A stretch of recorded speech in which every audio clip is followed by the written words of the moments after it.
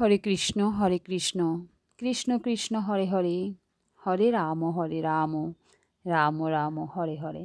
নমস্কার বন্ধুরা, আজ অনেক দিন পর আপনাদের সামনে আবার চলে আসলাম নতুন একটা ভিডিও নিয়ে।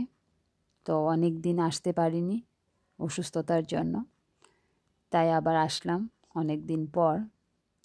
তো আজ আমি আপনাদের সাথে শেয়ার করতে চলেছি আমাদের সংসার নিয়ে। আমাদের সংসারে সুখ দুঃখ সব কিছু নিয়েই গড়া। আজ ভালো তো কাল খারাপ, এ নিয়েই আমাদের সংসার। তো সংসারে যেন বড় কোনো ধরনের বিপদ না ঘটে, সেজন্য আমরা অনেক সময় কিছু নিয়মকানুন মেনে চললে সেই রকম বিপদের সম্মুখীন হতে পারি না। অনেক সময় বেঁচে যাব, কমে সেরে যাবে। এ ব্যাপারেই আজ আমি আপনাদের সামনে কথা বলবো। সংসারে সুখ এবং শান্তির প্রয়োজন রয়েছে সর্বদাই। সুখে শান্তিতে সংসার করার স্বপ্ন সকলেই দেখি, কিন্তু সবসময় আমাদের সেই চাহিদা পূরণ হয় না। সংসারে দুঃখ কষ্ট এসেই যায়। তাই এর হাত থেকে মুক্তি পেতে আমরা কত জায়গায় ছুটে বেড়াই। কোথায় গেলে সংসারকে শান্ত রাখতে পারবো, সংসারে একটু শান্তি ফিরিয়ে আনতে পারবো। সঠিকভাবে করতে পারলে সংসারে অবশ্যই সুখ এবং শান্তি পাওয়া যাবে। তার জন্য আমরা সঠিক পথের সন্ধানে ঘুরে বেড়াই। আমরা যদি প্রত্যেকটা কাজ, ছোট ছোট কাজগুলি সংসারের মধ্যে করি, তাহলে হয়তো সংসারের থেকে কিছু কুনজর, কিছু অশুভ শক্তি এগুলি সরে যেতে পারে। সংসার থেকে কুনজর এবং অশুভ শক্তি, নেগেটিভ, সেগুলি আমরা দূর করতে পারি কিছু টোটকার মাধ্যমে। প্রতিদিন যে কোনো সময়ে শঙ্খের মধ্যে জল রেখে তা পান করুন। বাড়ির প্রত্যেক সদস্য এই কাজটি করতে পারেন। একই শঙ্খের জল প্রত্যেকে পান করতে পারেন। সকলের জন্য আলাদা শঙ্খের প্রয়োজন হবে না। সেই শঙ্খের জল আপনাদের অনেক মঙ্গল করবে, এমনকি সংসারে শান্তি বজায় রাখবে। অশ্বত্থ গাছের গোড়ায় একটি গোটা নারকেল এবং কিছুটা গুড় রেখে তারপর সেখানে জল অর্পণ করুন।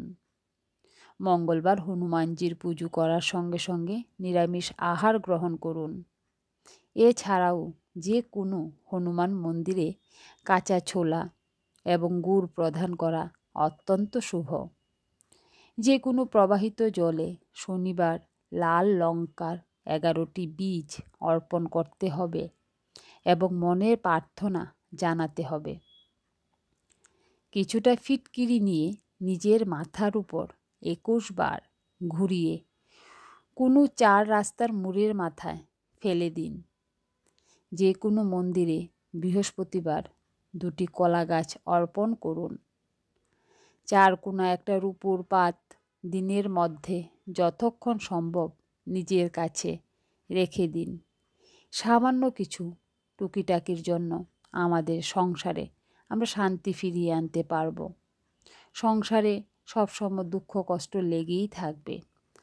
আমরা যদি কিছু টুকটাকের মাধ্যমে সংসারটাকে গুছিয়ে রাখতে পারি, তাহলে তো আমাদের সেই কাজগুলি করতে অসুবিধে নেই।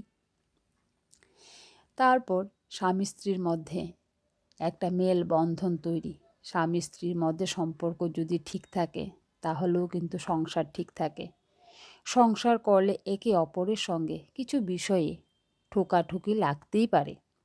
এতে আশ্চর্য হওয়ার বা ভয় পাওয়ার কিছুই নেই, বরং দাম্পত্যের নদীতে জোয়ার ভাটা না হলেই তা চিন্তার বিষয়।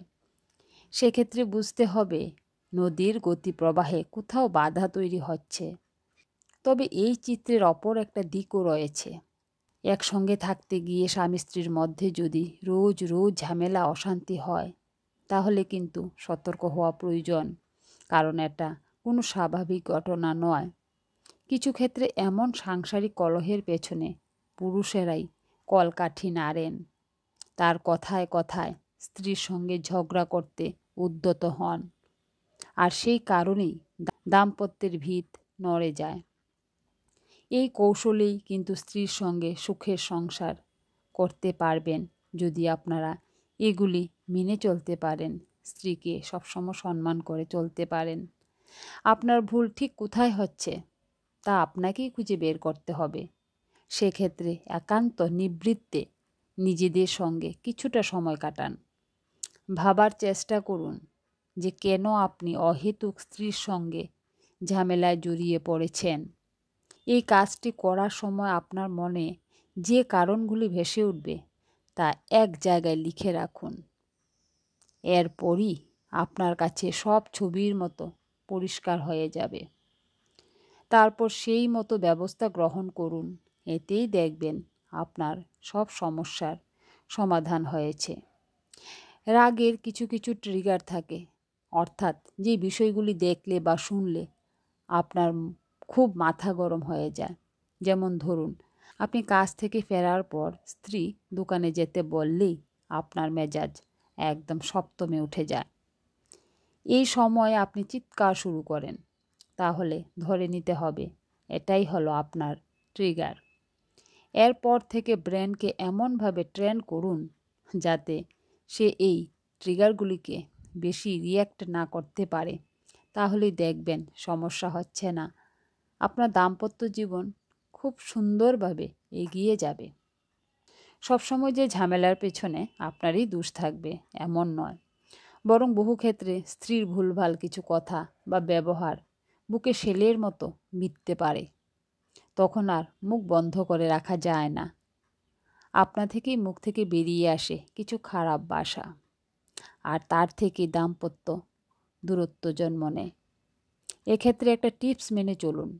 স্ত্রীর কোনো বিষয় পছন্দ না হলে তার সঙ্গে ঝগড়া করে লাভ নেই, বরং তাকে বোঝাতে হবে। তার ভুলগুলি নিয়ে খোলামেলা আলোচনা করুন।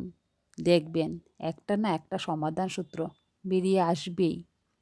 যে কোনো জটিল সময়ে মনকে শান্ত রাখতে হবে। আর এই কাজটা যারা সিদ্ধহস্ত তাদের কোনো কিছুতেই হার মানানো যায় না। জীবনে সকল জায়গাতেই তারা জয়ী হয়। তাই নিজেকে শান্ত রাখার টেকনিক যত দ্রুত সম্ভব আয়ত্ত করে নিন। এক্ষেত্রে প্রাণায়াম ও মাইন্ডফুলনেসের মতো শ্বাসের ব্যায়াম নিয়মিত অভ্যাস করুন।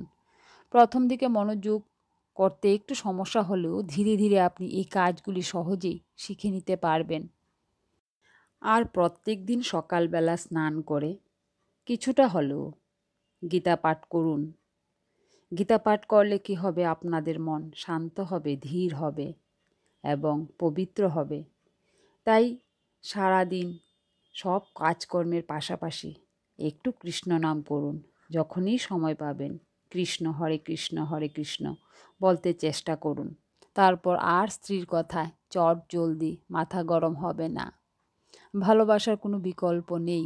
জীবনের সব দুঃখকে বশ মানিয়ে রাখা যায় ভালোবাসার মাধ্যমে। তাই যেভাবেই হোক একে অপরের মধ্যে ভালোবাসা বাড়াতে হবে। এভাবেই বুঝে শুনে কাজ করুন। সবাই সবার সাথে কথা বলুন। সংসারে ঝুট ঝামেলা না করে মিলেমিশে একজন আরেকজনকে বুঝতে চেষ্টা করুন। আর ছোটোখাটো টোটকাগুলি মেনে চলতে চেষ্টা করুন। অবশ্যই আপনার সংসারে লক্ষ্মী স্ত্রী ফিরে আসবে।